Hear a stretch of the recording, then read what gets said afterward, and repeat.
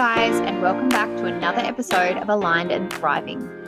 Now, today, this is a really good one, and I want to dive deep into a topic that is so vital for us as teachers, and honestly, just for life in general, and that's resilience.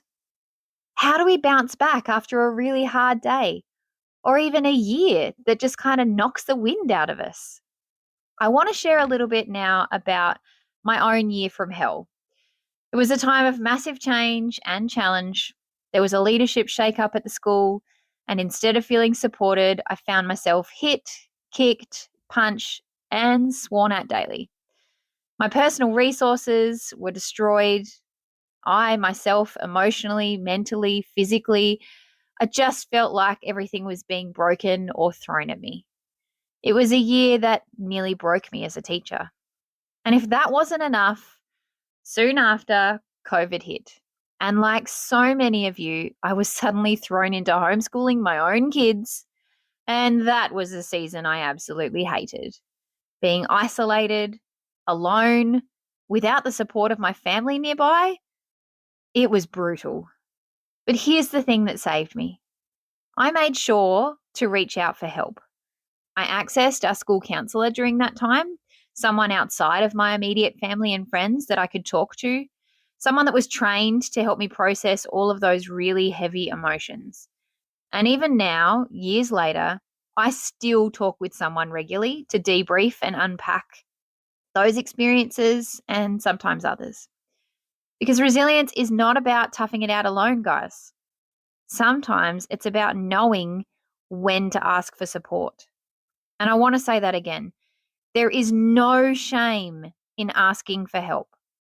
Whether it's from a coach, a counselor, a psychologist, just talking to someone who can hold space for you without judgment is such a powerful tool to help you build your resilience. And I've shared this to you, like I've shared it before, but it bears repeating. We spend so much time teaching our students about resilience, how it helps them in school and in life. So as educators, we need to lead by example and show them what resilience really looks like. For example, my son, he understands resilience because he has to work really hard on bouncing back every day, whether it's from a setback or a really tough moment.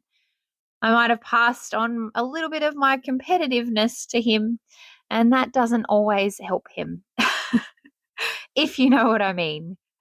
But I know firsthand how challenging it can be when you have a class that just drains you, or staff members that you struggle to work with, or you feel like you're just not in the right place mentally or emotionally.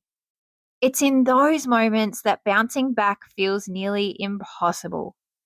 So, how do you become resilient when everything feels like it's against you? For me, it all started with talking it out, really letting myself be heard, whether it was with a counselor or a colleague or a friend. Then it was about trying to find strategies for self-care and practicing self-love, even when I didn't feel like I really deserved it. I showed up every day and I hit the reset button. I tried new approaches with my class. I worked on shifting my mindset. Some days were good. Some days were often so difficult that I would cry a lot. And I allowed myself to do that. A good cry can be a great reset too. It's important to let your body feel all of the feelings. Bottling things up does not help anybody. It only makes the weight get heavier. And I really need to reiterate that. Bottling stuff up does not help you. You really need to let yourself feel. We are human beings. We all have feelings and they are there to be felt and expressed, and then we can work through them. If you're talking with someone from your leadership team and maybe that doesn't change things, then maybe you need to look for support from colleagues or maybe even your union. You might be surprised how many other people in your school might feel exactly the same way, but always try talking to the person involved first. Clear communication can sometimes break down some barriers that people maybe didn't even know they had with you. And I know that's part of most grievance policies, is that you need to go and actually talk to that person first. And then if you can't resolve things, you need to go further. If that means that you need to take a trusted friend or colleague with you, by all means do so. I have gone with quite a few people to support them in conversations that were tough and hard, because I've been there too. So make sure you are doing that type of thing. I'm talking from experience too, because I've had that situation, and when nothing had changed for me, my colleagues and I ended up banding together to support each other, and that made a huge difference, because sometimes people don't know what's actually going on outside of their own little bubble. Now, here's a concept that I want to talk to you about that helped me stay sane, and that was learning about your sphere of control. So your sphere of control is like all of the things that you actually have power over. It's easy to get stuck worrying about the things outside of that circle, like other people's moods, decisions, or unexpected changes, but those are outside of your control. Instead, I learned to focus on my own energy and on the things that I could control, like my attitude, my responses, my habits, and how I prepare every day for my class and my own well-being. So starting there, it can help you to protect your own energy and help you to build resilience from the inside out. Because once you've grounded yourself in your sphere of control, then you can explore other options. Maybe that means you might need to look for another job, or moving schools, or changing your role, or finding a new challenge within your school that you choose because it excites you. I did the hard yards, and it made me stronger. It made me a better teacher. But I also know many teachers who are broken by their experiences and never came back to the profession. And I don't want that for you. So please don't let it break you. Take those experiences as lessons and stepping stones on your path. You might even find yourself moving on to a new school or a new role like I did, and finding a place that you love. Because resilience can open doors to growth and new beginnings, because we have to live what we are teaching our students. We have to be resilient first. So, and this is a big one. But I want to leave you with a few things that I want you to actually stop and think about, because reflecting on your own resilience can be really powerful and help you reset when things are starting to get tough. So, as I said, I worked with lots of coaches and support people like psychologists and things, and this is what sort of helped me over time. So, get out a piece of paper, get out something to write with, or do it on your phone, or do a voice note, whatever it might be. But I want you to think about these things. So, number one, what challenges have I faced recently that tested my resilience? How did I respond? So, you're thinking about you can make dot point list. What are the challenges you've faced? How did you respond to them? Plain and simple. Number two, what are 3 things within my control that I can focus on today to improve my mindset or environment? So that's 3 things that you can control. Thinking about your attitude, your response, your habits, your own well-being. What are 3 things out of that you can have a go at trying to improve? Number 3, who are the people or professionals I can reach out to for support when I'm struggling? Your school might have access to a support network. I know at the schools that I've worked at, we've always had access to support, and we can get free counselling sessions. You might need to go to your GP and get a mental health care plan, and then you could access that support for free. There are plenty of options out there. You can go online. You can ring Beyond Blue.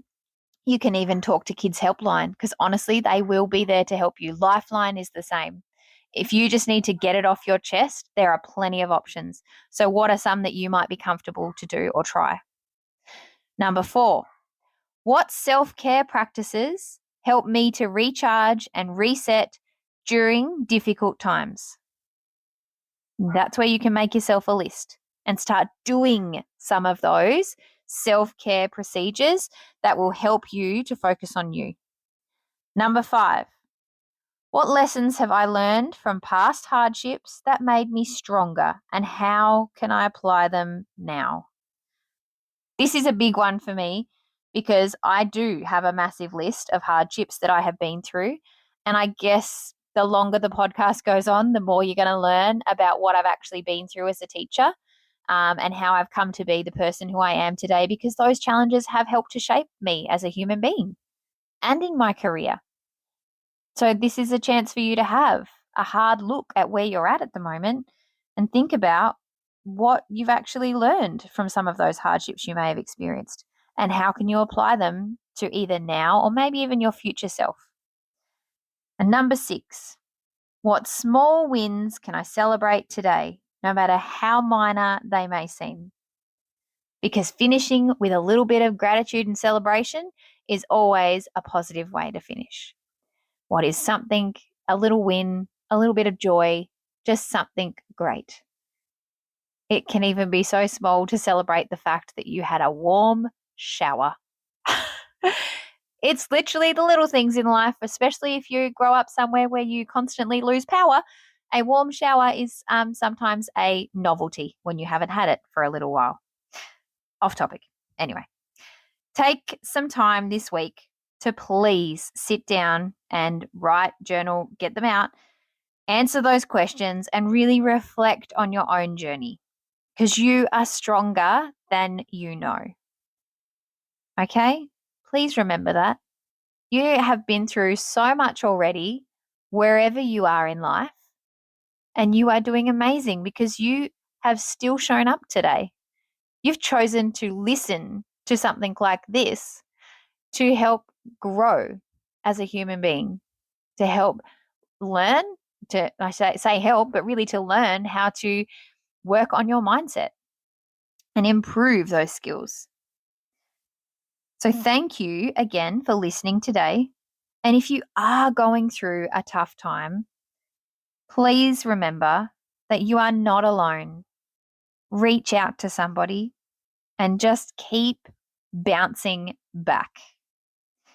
That's the best thing and the easiest way to explain resilience to everyone, really. Again, I'm going to refer to my son. He will tell you that what's resilience mean? And he goes, it means bouncing back. It's like the clowns that you could bop and they would fall down and then they'd bounce right back up. That's what his psychologist has explained to him, that sometimes people or words will knock you down, or someone's actions will knock you down, and then you just need to bounce right back up. So that's the image that I sometimes get in my head. You might also get like a little froggy because he's bouncing around, because he's bouncing back.